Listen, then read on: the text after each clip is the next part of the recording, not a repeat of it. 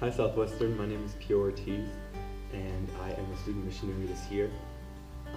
I'm here in Holbrook, Arizona, working with some of the natives in the area and on the reservations. And I just wanted to let you guys know a little bit about how I was doing, and I guess about how I got here and why I'm here and things like that. So I guess I'll just start from the beginning. I knew coming here was a decision led by God because I did not want to in the beginning. I knew that what I wanted was to finish school, honestly, and I just wanted to graduate and get a job and move on with my life. But I guess God had other plans, and He definitely let me know about it. My sister actually works here, Pierre Ortiz. She's also an alumni from Southwestern, and she had been trying to get me to come for a couple years, and I was like, nah, it's not really for me. I love mission work, but Holbrook is your place. I didn't want to go just follow my sister everywhere. And she kept pushing for years, and I just kind of let it go. And this last summer, she had the principal here call me and just offer me a position, and I didn't even know about it. I didn't want to come here. He just kind of blindsided me with that. And long story short, with a little back and forth, I decided to come. And I had no idea what I was getting into. Coming here has definitely challenged me in a lot of ways. So when I first got here, just keep going. When I first got here, I came a little late. I got here mid-August. They were already in school for half a month because I had to finish some classes online that I was taking. And so I packed up, I got here, and right away they kind of just threw me into the middle of it. I knew I was going to be a boys' dean and that I was teaching a class, but I didn't really know much about either one. And so they just kind of said, all right, well, you're on duty. So I got here, and I got here on a Friday night. And that Saturday morning, I was woken up by the pastor here telling me that I had to go take a boy to the hospital, to the Indian healthcare clinic here. And I was like, oh, okay, sure, whatever. I don't even know how to take out a vehicle here. But basically, he told me that I had to do it, and so I took this boy. And what I had found out, what happened to him the night before, was that he was possessed by a demon. And that he took off of campus and went out to the back to a gully that we have back there. And he just started, screaming and banging his head against rocks and things like that. And the pastor and two other staff members had to hold him down. And that was the night that I got there. And I found out that all his head injuries and all his wounds were because of that night. And after that experience, I knew that I wasn't home anymore, that I was at a place that was very different than what I was used to. Growing up Adventist, growing up in the Adventist bubbles, you don't really see a lot of that. You hear about it, you read about it in other parts of the world, but you never really see it for yourself.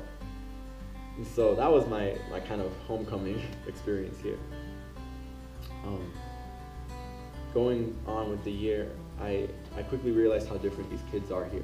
These natives are. They are a very broken people, and they don't really know how to not only communicate, but even how to love, really. They don't understand it because they don't see it ever at home. And so they're very angry. They're very broken people, and I knew coming in that it was going to be hard to reach out to them. It's hard to reach out to anyone when you're new. But man, I didn't realize it was going to be this hard. A lot of my boys were very quiet, very reserved. They didn't open up. They didn't talk to you ever. If you wanted to talk to them, you had to go up and ask them direct questions. Otherwise, they would just shrug you off or keep walking. It took me about, March? It took me about maybe 6 months of being here. Recently, in January, they started talking to me and opening up. It's been a long process filled with a lot of frustration because, I want to help people. I'm used to being a spiritual leader, whether it be on campus or, wherever I'm at. I'm used to being involved in helping people and talking to people one-on-one and just, working in ministry. But never have I come across people that will just stonewall you. They didn't want to hear it. They didn't want to hear about your God. They didn't want to hear about your religion or even about your background. They didn't care, And so that was really hard to deal with that wall. But before I get carried away, I want to let any potential missionaries out there know that are maybe considering going or something, that while your experiences are going to be hard and you're not going to know what to expect, that's just a fact of life, God will work and he will plant seeds and he will sow for you. And that came into fruition in January here. It took a while, but January, all of a sudden I had all these boys come and talk to me about, their life stories. One of my high school boys came to my office one night. He's a tough guy. He's always super straightforward, super, strong, very reserved. He came into my office and I was like, "Hey man, how you doing?" He sat down and he looked at me and he started crying. And I didn't know what to do. I was like, "I'm sorry, like, did I say something?" And he looked up after a while and he just said, "Mr. Ortiz, I'm terrified." And I was like, "Why are you terrified?" And he was like, "Because I'm afraid that if I go home this home leave, I'm gonna go straight to jail." And I was like, "What?" He was like, "Yeah, I got in trouble with the law right before I left back here last home leave, and I'm afraid that they're gonna put me in jail when I come back." And I was like, what do you say to that? What do you say to these kids, these guys that deal with problems that you really don't deal with, my biggest problem back at home was, oh, my battery died in my car. I have to figure out how to deal with that. It's not like, man, am I gonna go home and be thrown in jail? Or man, am I gonna go home and get beaten? A lot of these kids have crazy, crazy home lives. And Holbrook is a shelter for them. And that's kind of what leads me to my point, is that wherever you're going to go in the world, wherever you decide to do, you being a Christian will be a shelter to those around you. You're going to be a magnet for a lot of bad things. A lot of people are going to hate you. A lot of people are going to condemn you, spit in your face. But there's always going to be one. There's always going to be someone that needs you to be at that place at that time in your life. So I want to encourage you all to go. Because not only is God going to use you where you're going, but God will change you.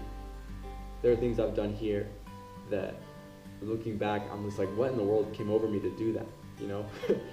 What came over me to go out with a kid at almost midnight to walk for an hour around campus in a place I don't even know? What came over me to go and wash one of my little guy's clothes that was just reeking? It was just disgusting. What came over me to just do that? I don't want to touch those nasty clothes. What came over me to wash them while he was asleep? These are things that I don't do. But there are things that God has done through me. And that's my point, is that mission work will change you forever. You go out for a year, and that year will stick in your mind forever. And you will see God work miracles in your life. And you will see him do wondrous things. So with that, I encourage you all, be a missionary. If you're on the fence about it, if you're thinking about it but you're not really sure, do it. From a fellow Southwestern student to you, do it. You will never, ever regret it. My guys, thanks for everything.